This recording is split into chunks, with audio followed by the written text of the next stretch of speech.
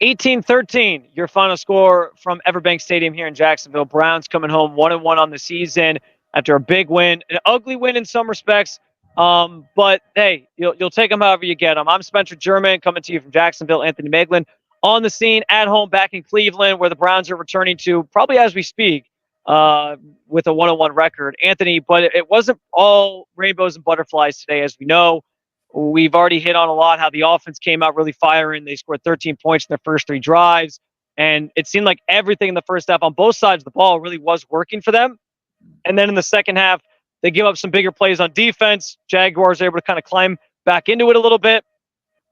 Offense sort of stalls out. They score just the one scoring drive in the second half. They put up only 3 points in the second half. And that kind of lets Jacksonville back into it, but they're able to hang on at the end. Just your overall thoughts on what was kind of a Jekyll and Hyde performance, I guess, from the team as a whole. Yeah, they really made us fans earn it today because it was awesome in the first half, right? It was fantastic. I thought that everybody was good. The first drive of the game, you go the length of the field, Deshaun looking all the things we were looking for. It looked good, looked clean, looked confident. And took the team right down the field. He punches it into the end zone, and it's an exciting start. The defense, I think Trevor Lawrence had 16 yards passing at halftime. And so they were just totally locked up. Our secondary is so good. And asking them to do that for 60 minutes is a challenge. And I thought the offense not carried the load, but they both played really well in the first half. And the offense kind of fell off in the second half. And the defense didn't fall off. You only gave up 13 points, but you let up a couple big plays to keep Jacksonville in the game. And then ultimately the offense kind of, pisses down their leg a little bit in that last drive and gives the ball back to Jacksonville with a chance to win the game. And they had a Hail Mary attempt that fell to the ground. But, definitely Jekyll and Hyde's a perfect way to do it. Looked good, and then it looked pretty bad in the second half. Yeah, and I think, again, some of that I think comes with it's par for the course this time of year, especially on the offensive side of the ball, trying to figure out their identity. I think they made massive strides from what you saw in week one on offense specifically, and that's maybe the most the thing that fans probably take away is the most positive from this one. Defensively, I mean, even though Jacksonville got back in the game, they gave up like the big 66-yard. The Browns defense gave up like the big 66-yard pass to Brian Thomas Jr., who's been a really good early start to his career as a rookie. But aside from that, like, I didn't feel like the Jaguars ever really had like a lot of momentum on offense. So I thought the defense from start to finish played really well. It was more so the offense that kind of was like really good in the first half, not as good in the second half. The defense, was bend but don't break. They gave up some yards. They let Jacksonville get close, but they held them to field goals and kept them off the scoreboard quite often. One of the drives, they held him to a longer field goal that they doink off of the upright. So that ends up proving massive because the game could have been tied late in the fourth quarter if he makes that field goal.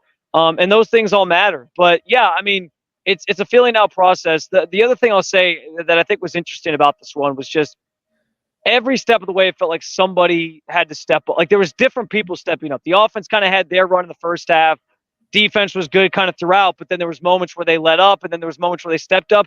And to see Alex Wright kind of seal the deal with the safety at the end there, like kind of an unsung hero that you wouldn't think would be the one making a big play in that spot, I thought was really, really cool to kind of put a bow on this one and seal the deal.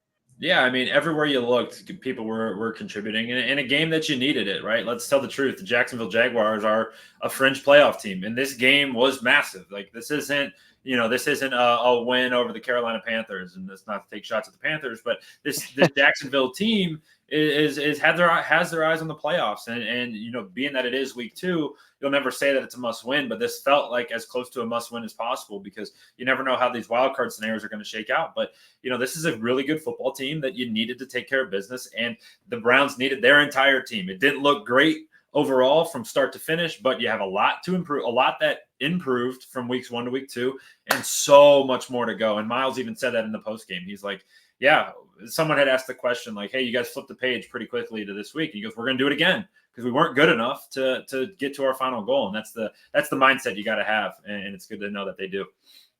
Yeah, and they're not always pretty. I think that's, a cliche in the NFL, but it was true today for the Browns. I think there was early signs that it looked like this could be a blowout, and then it didn't quite go that way.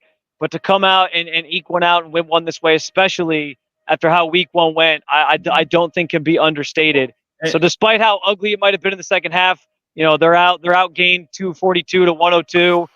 They were able to do just enough, and that's what counts at the end of the day.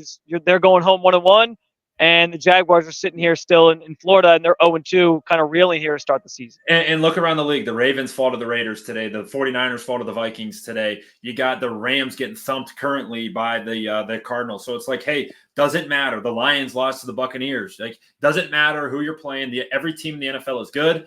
Take care of business when the time calls for it. And the Browns did that today. Yeah, very much a win at all costs, win however necessary today. And the Browns were able to get that done despite almost giving the game away at the end with some questionable play calling, some tense moments, some penalties, and it felt like it was going to end in one of those kind of classic Cleveland Browns meltdowns. They avoided that today, and they get the win 18-13. Guys, we appreciate you following all along. We got more coverage of your Cleveland Browns on the Cleveland Browns for SI YouTube channel, where we're breaking everything down here post-game with you, but also at Cleveland Browns on SI, where you can find all of our written content, stories from the post-game, stories from during the game, and there's much more to come as well as we continue the impeccable coverage of your Cleveland Browns.